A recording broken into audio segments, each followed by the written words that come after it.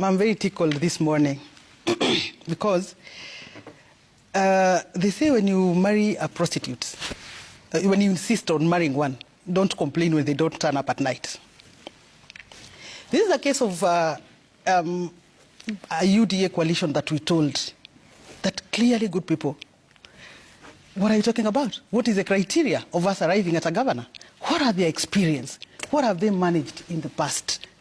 Are you really serious about giving us someone whose academic credentials are in public contestation?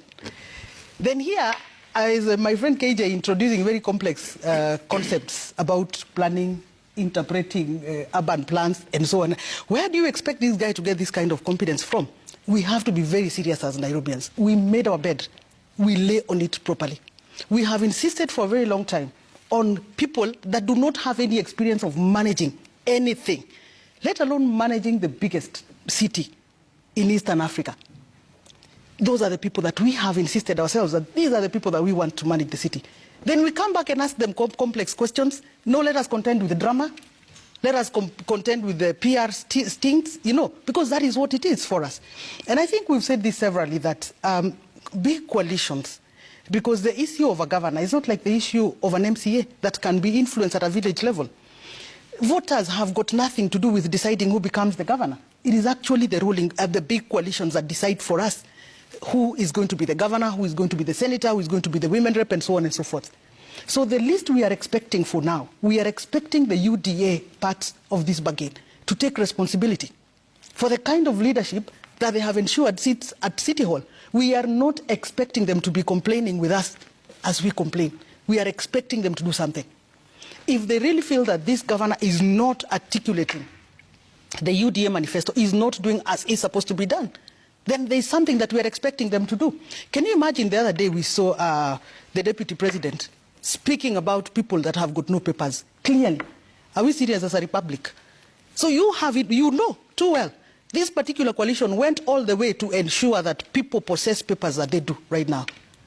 2 years shy, we are now here crying and saying people who have fake degrees to vacate office. Are you kidding us?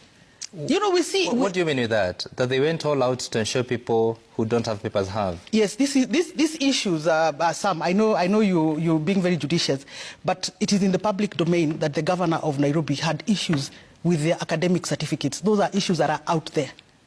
There were those issues. So if really you're a political party that believes in the role, the role of that particular administration is clearing people.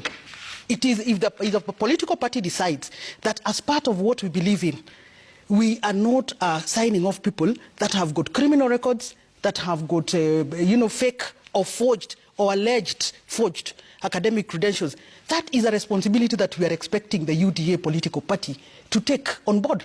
Come out and apologize to Nairobians for entertaining some kinds of things, because we know and we knew and we said it, that really leading Nairobi requires a particular level of competence. Look at what we keep repeating. Look at what we keep repeating. We are not able to engage particular people on certain concepts because we lack the evidence of what they have done in the past. What is there? And I really like saying this. Nairobi has shamed us for a very long time. If you look at the kind of governors other even humbler counties are bringing on board, you cannot really compare with what we fall in love with as Nairobians. And we do this, and then 2 years down the line, we are here asking for urban plans. We are here asking for complex concepts. Why are we expecting these guys to possess? Leadership is not grown like beans. You're not expecting that someone grew it in 6 months, that now they are this kind of a leader that appreciates all these kinds of things. Nairobians, we really need to be serious.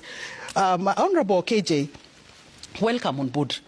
The other part of the issue is that the Nairobi members of parliament, we really need them to start pronouncing themselves on these matters.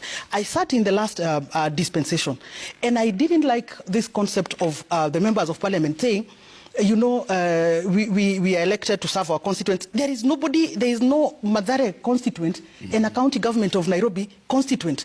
So I really want to invite the members of parliament of Nairobi to know that the public is expecting that you come out and tell this county, how do we move forward as Nairobi? And I'm very glad when I saw the UDA brigade coming out, because these are the same people that worked with Sakaja on tracks and convincing us that this is how the county should be managed. Okay. So don't leave it for certain people. It's really a welcome idea to see that the Nairobi members of parliament are coming on board and saying, no, this is not what we do. Because the remaining 2.5 years are too much sum. If you want to think about the haphazard, the impromptu, Honorable KJ is calling it Kiudutho. If you think about Kiudutho, you know, that haphazard sort of management, and you think about the health sector of this county, it is not possible. And you think about the education sector, you cannot do those kinds of sectors that way. You ought to have a plan that you implement with fidelity, back it up with funding, and correct monitoring and evaluation procedures. All right.